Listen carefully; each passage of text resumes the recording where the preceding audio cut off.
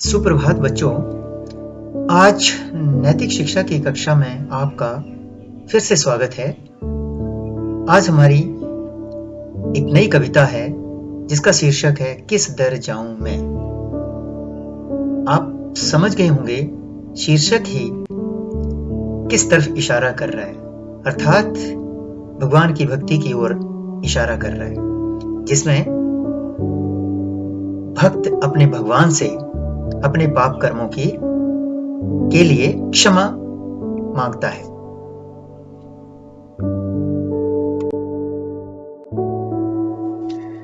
चलिए बच्चों, आगे बढ़ने से पहले इस कविता के लर्निंग आउटकम्स जान लेते हैं।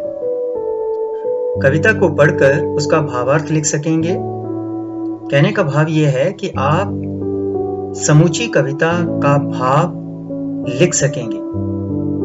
कविता की पंक्तियों को स्मरण कर उनमें रिक्त स्थान भर सकेंगे। यानी आपको परीक्षा में इस कविता से संबंधित किन्हीं पंक्तियों में रिक्त स्थान भरने को आए तो आप कविता को याद कर उसमें रिक्त स्थान भर पाएंगे। कविता में आए कठिन शब्दों के अर्थ लिख पाएंगे, जैसे प्रीति अर्थात प्रेम, वर मीन्स वरदान, प्रेम पाश यानी प्रेम रूपी बंधन, प्रभु के प्रेम का बंधन, और ज्ञान का छींटा अर्थात प्रभु का ज्ञान प्राप्त कर पाना। इन शब्दों के अर्थ लिख पाएंगे।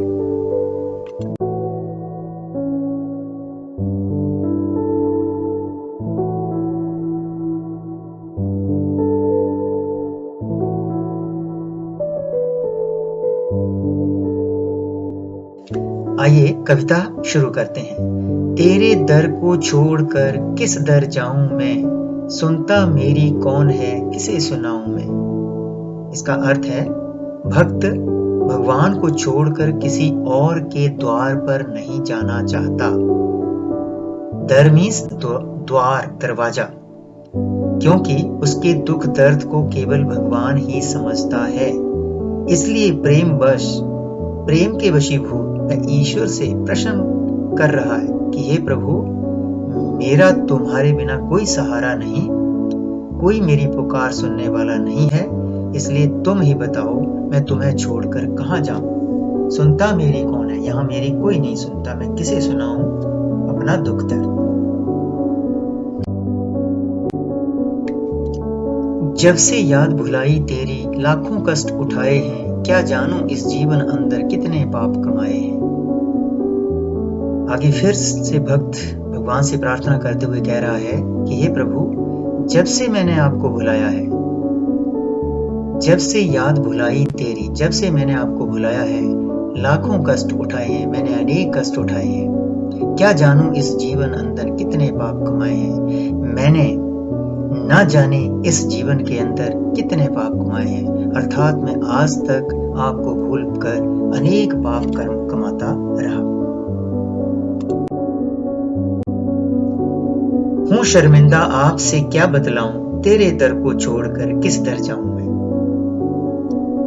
भक्त भगवान से कह रहा है कि मैं अपने पाप कर्मों के कारण आपसे बहुत शर्मिंदा हूं। शर्मिंदा आपसे क्या बतलाऊं।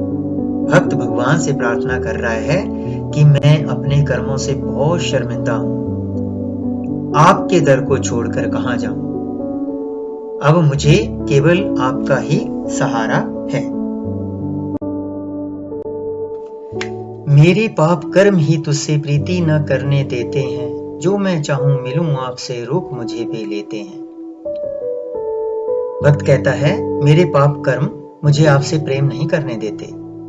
अगर मैं आपसे मिलना भी चाहूं तो नहीं मिल पाता हूं, क्योंकि मेरे पाप कर्म मुझे आपसे मिलने से रोक देते हैं। वे उस रास्ते में रुकावट पैदा करते हैं। मैं जो भी चाहता हूं, लेकिन मेरे पाप कर्म आपसे मिलन के रास्ते में बीच में मुझे रोक लेते हैं।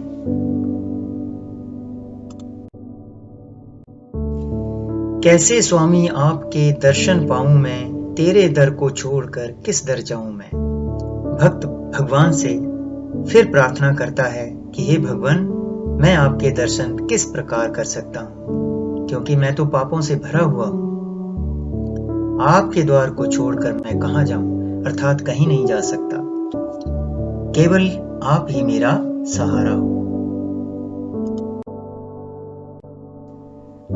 तू है नाथ वरों का दाता, तुझसे सब वर पाते हैं। ऋषि मुनि और योगी सारे तेरे ही गुण गाते हैं। छींटा दे दो ज्ञान का, होश में आऊं मैं, तेरे दर को छोड़कर किस दर जाऊं मैं। आगे की पंक्तियों में भक्त फिर भगवान से प्रार्थना करता है कि भगवान, आप तो सबको वरदान देने वाले हो, वरों का दाता। वर मीन्स वरदान, दाता मीन्स देने वाले। आप तो सबको वरदान देने वाले हो। तुझसे सब वर पाते हैं, आपसे ही तो सबको वरदान प्राप्त होते हैं। ऋषि मुनि और योगी सारे तेरे ही गुण गाते हैं। इस संसार में जितने भी ऋषि मुनि और योगी हैं, सब आपका ही तो गुण गाते हैं। छींटा दे दो ज्ञान का, मुझे भी अपने ज्ञान का ऐसा छींटा दे दो ताकि होश में आऊं मैं, मुझे होश आ जाए और मैं उन पाप कर्मों को छोड़कर तुम्हारी ओर अपना ध्यान लगाऊं। तेरे दर को छोड़कर किस दर जाऊं मैं। वह कहता है, भक्त भगवान से प्रार्थना करता है कि मैं तुम्हारे दर को छोड़कर कहाँ जाऊं, अर्थात मुझे केवल आपका ही सहारा है। जो बीती सो बीती, लेकिन बाकी उम्र संभालूं मैं। प्रेम पाश में बंधा आपके गीत प्रेम से गालूं मैं। जीवन प्यारे देश का सफल बनाऊं मैं, तेरे दर को छोड़कर किस दर जाऊं। आगे फिर से अंत में भक्त अपने भगवान से प्रार्थना करता है और माफी मांगता हुआ कह रहा है कि हे ईश्वर, जो हुआ सो हुआ, जो बीती सो बीती, जो हो गया, बीती मीन्स बीत गई, जो बात बीत गई, जो बीती सो बीती, अर्थात जो हो गया सो हो गया, लेकिन बाकी उम्र संभालूं। मैं बाकी की उम्र, बाकी की आयु, बाकी का जीवन संभालना चाहता हूँ। प्रेम पाश में बंधा आपके गीत प्रेम से गालूं। मैं आपके प्रेम बंधन में, पाश होता है बंधन में, प्रेम रूपी बंधन में बंधना चाहता हूं ताकि आपके गीत, आपके प्रेम के गीत गा सकूं, आपका ध्यान लगा सकूं। जीवन प्यारे देश का सफल बनाऊं मैं, अपना जीवन देश को अर्पित करना चाहता हूं। जीवन प्यारे देश को, मैं अपना जीवन देश को अर्पित करना चाहता हूं ताकि मेरा जीवन सफल हो जाए। तेरे दर को छोड़कर किस दर जाऊं मैं आपके द्वार को छोड़कर कहां जाऊं, आप स्वयं ही बताएं, मैं किस तरफ जाऊं।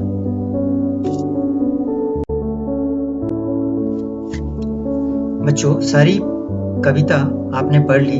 अब इस पूरी कविता का भावार्थ ये है, क्योंकि आपको इस कविता का भावार्थ परीक्षा में आ सकता है, जो कि पूरी कविता का भावार्थ है, किसी एक या दो दोहे का या स्टैंजे का नहीं है। मैं इस भावार्थ को रिपीट कर रहा हूं। इस गीत में भक्त भगवान को, अर्थात इस कविता का भावार्थ यह है कि भक्त भगवान को ही एकमात्र अपना आश्रय मानता है। आश्रय मीन्स सहारा मानता है, और उनसे प्रार्थना करता है कि हे प्रभु, आपको भूलकर मैंने अनेक कष्ट उठाए हैं। मेरे पाप कर्म ही मुझे आपसे दूर कर देते हैं, अर्थात मैं पाप कर्मों में लीन रहा और तुमसे दूर हो गया। हे ईश्वर, जो बीत गया सो बीत गया, अर्थात जो मैं आज तक करता रहा, मैं अब उसे भूलना चाहता हूँ। मैं आपकी भक्ति में जीवन लगाना चाहता हूँ। मुझे अपने चरणों में शरण दीजिए, अर्थात आप मुझे अपना लीजिए, क्योंकि मैं अपने पाप कर्मों के कारण ही आपसे नहीं मिल पाता हूँ। वे मुझे बीच में रोक देते हैं, बीच में रुकावट बन जाते हैं।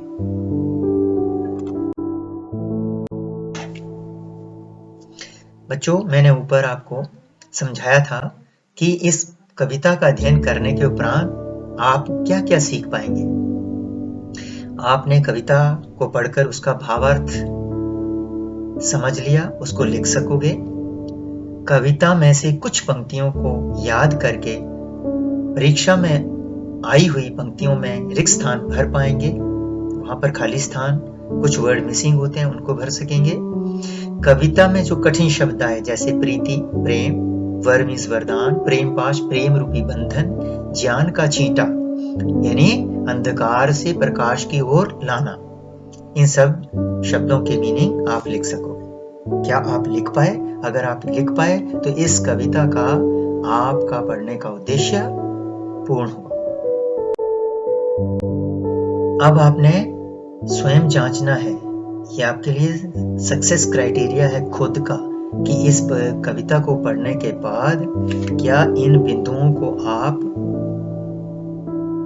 लिख सके, आप भावार्थ लिख पाए, आप खाली स्थान भर पाए, आपको कठिन शब्दों के अर्थ आप लिख सके। अगर यदि ऐसा हुआ तो आप समझो कि आपका कविता लिखने का उद्देश्य कंप्लीट हुआ। बच्चों, आशा है आप इस कविता का अर्थ, भाव और भावार्थ अच्छी तरह से समझ गए होंगे। धन्यवाद।